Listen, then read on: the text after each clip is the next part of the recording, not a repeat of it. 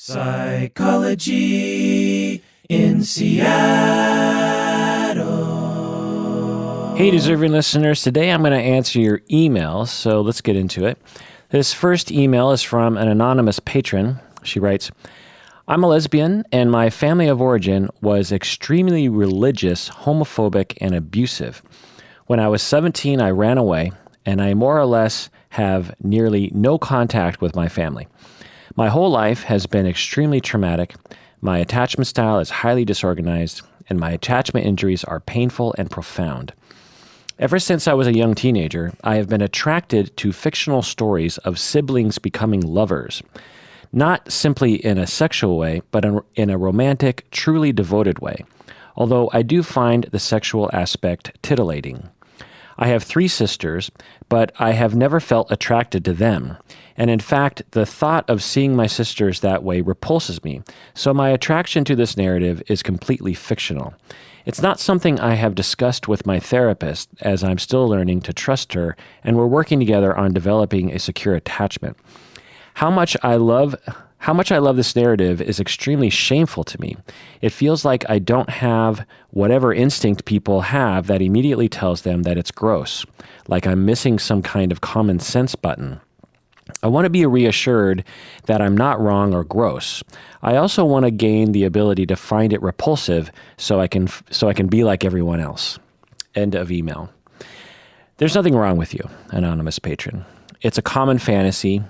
And like you say, you're not actually attracted to your siblings, and it's just a narrative in your mind. You know, it's the same as people having rape fantasies.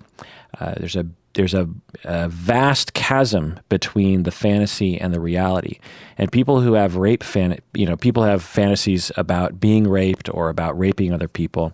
The vast majority of those people have no interest in doing it in real life. And it's just a fantasy. It's very common. And the sibling incest fantasy is also quite common.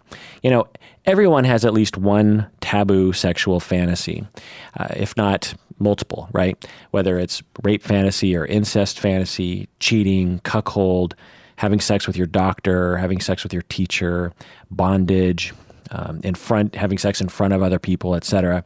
And most people, the vast majority of people with these taboo sexual fantasies, taboo to our culture, would never actually want to do it in real life. People have fantasies about having sex with their doctor, their physician, but if it actually was about to happen, they would run. They'd be like, no, I don't want to actually do it in real life. Some people might. But when it comes to incest, rape, these kinds of things, most people are like, no, that sounds awful to me in real life. But man, when I think about it, it gets me going. Now, you seem to be, you started off this email talking about how your life was difficult growing up, very religious household, homophobic, abusive. You ran away. You have disorganized attachment. I'm glad you're in therapy and that you're aware of all these things. That's really good for you. And you seem to be relating it to your mistreatment. Having an incest fantasy might be related to your mistreatment, but it might not be. Plenty of people who have incest fantasies have lived perfectly, shall we say, securely attached childhoods. And even if it was related to your childhood, that doesn't make it shameful somehow. Some people who have been physically abused will later develop a kink involving them being dominated or harmed during sex in some way, consensually. And there's nothing wrong with that. Just because it's connected, of course, there's no way to know, it doesn't mean that it's somehow unhealthy. And you said you haven't discussed it with your therapist yet. You don't have to if you don't want to. There's plenty of things that people wouldn't necessarily bring up with their therapist. It's up to you. If you want to discuss it, go for it. I'm guessing your therapist is fine with it. But you don't have to.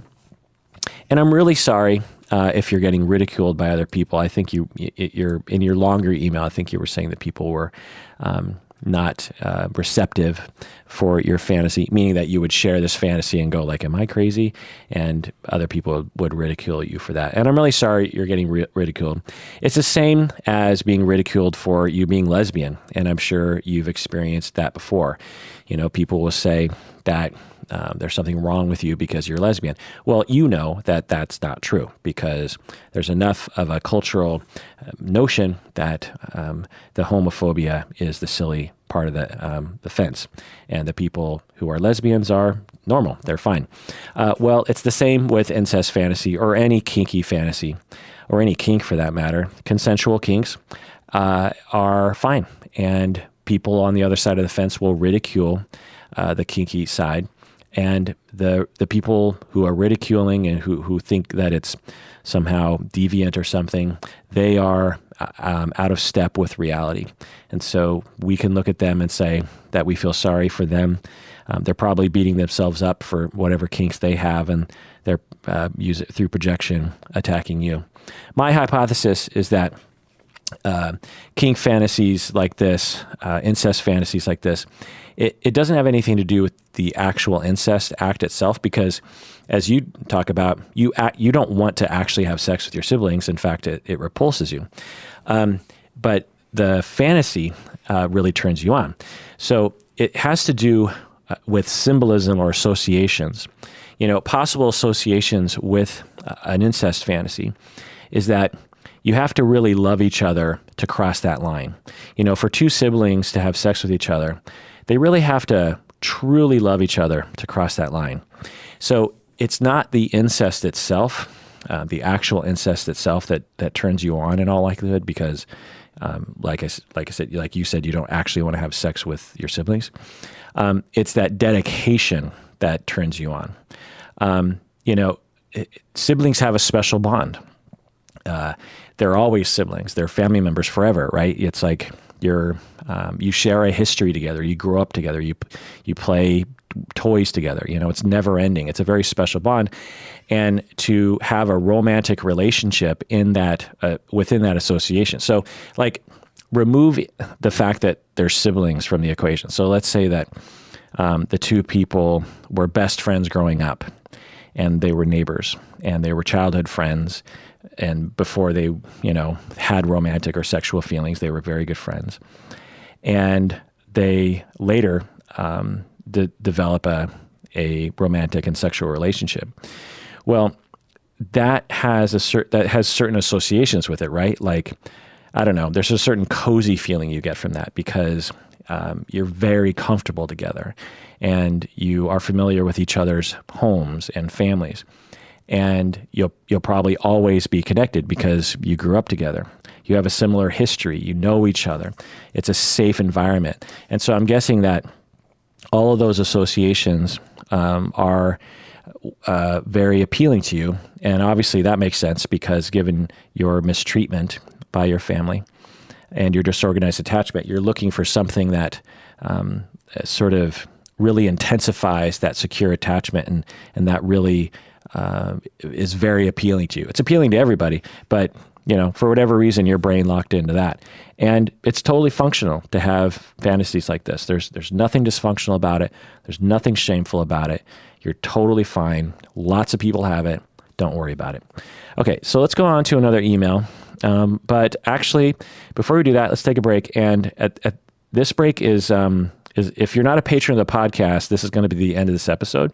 I'm going to respond to a lot of other emails. And so if you want to hear this full episode, you have to become a patron of the podcast by going to patreon.com. When you become a patron of the podcast on patreon.com, you will get instructions to hear the rest of this episode, which will be 1 or 2 hours more content of me responding to emails. And you will get instructions to access the hundreds of other episodes in which are probably our best episodes on attachment theory, narcissistic personality disorder, and so on. So please go to Patreon and become a patron of the podcast. Do so now. Do it.